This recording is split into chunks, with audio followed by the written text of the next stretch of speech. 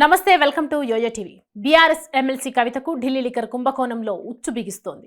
Liquor కేసులోనే కవితను CBI arrest చేయగా తాజాగా ఆమెను ప్రత్యేక కోర్టులో హాజరుపరిచారు. అనంతరం కవిత చేసిన అవినీతి పనులను సీబీఐ కస్టడీ నివేదికలో పేర్కొంది. Aurobindo pharma non executive director P Sarath చంద్రారెడ్డిని ల్యాండ్ డీల్ చేసుకోకపోతే తెలంగాణలో ఎలా వ్యాపారం చేస్తారో చూస్తానంటూ బెదిరించారని వెల్లడించింది. భూమి లేకుండానే వ్యవసాయ భూమిని కొనుగోలు చేసినట్లు పత్రాలు సృష్టించారని సీబీఐ పేర్కొంది. ఢిల్లీ లిక్కర్ వ్యాపారానికి పరిచయం చేసినందుకు తెలంగాణ జాగృతి సంస్థకు శరత్ చంద్రారెడ్డి 80 లక్షల రూపాయలు చెల్లించారని, నకిలీ భూ విక్రయం పేరుతో కవిత 14 కోట్ల రూపాయలు తీసుకున్నట్లు సీబీఐ ఆరోపించింది.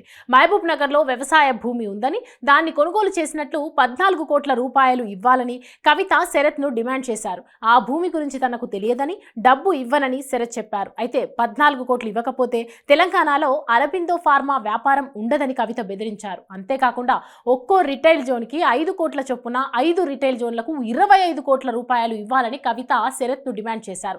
ఒంగోలు ఎంపీ మాగుంటను కూడా 50 కోట్ల రూపాయలు డిమాండ్ చేయగా ఆయన తన కుమారుడు మాగుంట రాఘవ ద్వారా 25 కోట్ల రూపాయలు చెల్లించారు.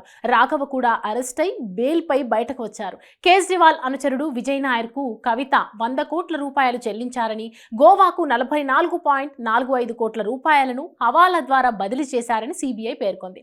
కవిత పిఏ అశోక్ కౌశిక్ హవాలా డీలర్లకు ఈ డబ్బును చేర్చడంతో పాటు ఇండో స్పిరిట్స్ లో 65% వాటా పొందారు. అయితే వీటన్నింటిపై కవిత సరైన సమాధానాలు చెప్పడం లేదని, ఆమెను 5 రోజుల కస్టడీకి ఇవ్వాలని సీబీఐ ప్రత్యేక కోర్టును కోరింది.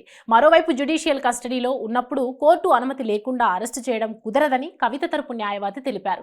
ఈమె విషయంలో సీబీఐ ఈ నిబంధన ఫాలో కాలేదని వాదించారు. దీనిపై స్పందించిన సీబీఐ తరపు న్యాయవాది ప్రాథమిక హక్కులకు ఎలాంటి విఘాతం కలిగించలేదన్నారు. ఎలాంటి నిబంధనలు తాము ఉల్లంఘించలేదని కోర్టుకు తెలిపారు. జైలు అధికారులకు ముందుగా సమాచారం ఇచ్చామన్నారు. కవిత భర్తకు కూడా అరెస్టు గురించి చెప్పామని న్యాయమూర్తికి చెప్పారు. ఈ కేసు విషయంలో కవితను నేరుగా మాట్లాడించారు న్యాయమూర్తి. అయినా ఫలితం లేకుండా పోయింది. సీబీఐ 3 రోజుల కస్టడీకి కోర్టు అనుమతినిచ్చింది. ఈ నెల 16 వరకు కవితను సీబీఐ విచారించనుంది. విచారణ నిమిత్తం కవితను సీబీఐ క్వార్టర్స్ కు తరలించారు. ఈ 3 రోజులు కూడా సీబీఐ అధికారులు సాయంత్రం 6 నుంచి 7 గంటల వరకు విచారించనున్నారు.